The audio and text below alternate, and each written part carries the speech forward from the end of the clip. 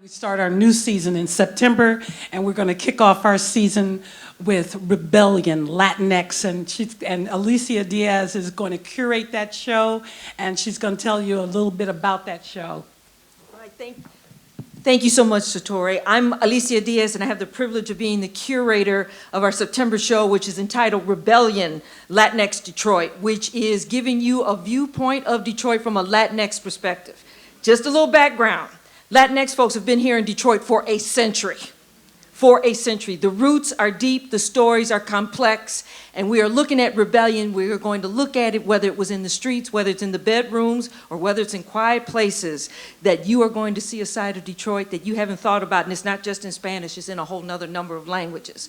A couple things I want to leave with you. Number one, do not forget, Latinx stories are Detroit stories.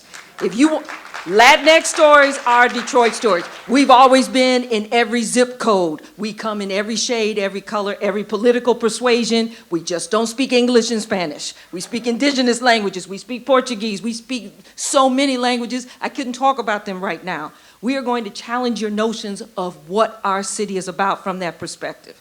And 3 things for you to think about rebellion. Number one, the first rebellion fought in the Americas, it was fought by Taino people in the Caribbean against that guy who got lost in the 3 ships and ended up in the Bahamas. Yeah, it was Tainos. Many of those warriors were women, by the way. Number 2, colonialism and slavery, it's no more romantic when it's given to you in Spanish and Portuguese.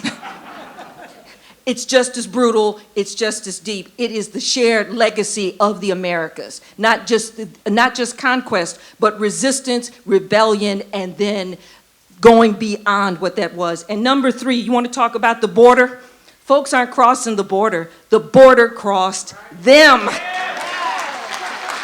So we're going to challenge ideas, challenge thinking. Yes, you'll hear Spanglish. Yes, you'll hear Spanish. Yes, a whole lot of it'll be it in English. But the bottom line is we're here to talk about Detroit. It's all of our city. So come in September 20th, and I have a little selfish piece. My birthday's the day before, so you can also come and celebrate my birthday with me.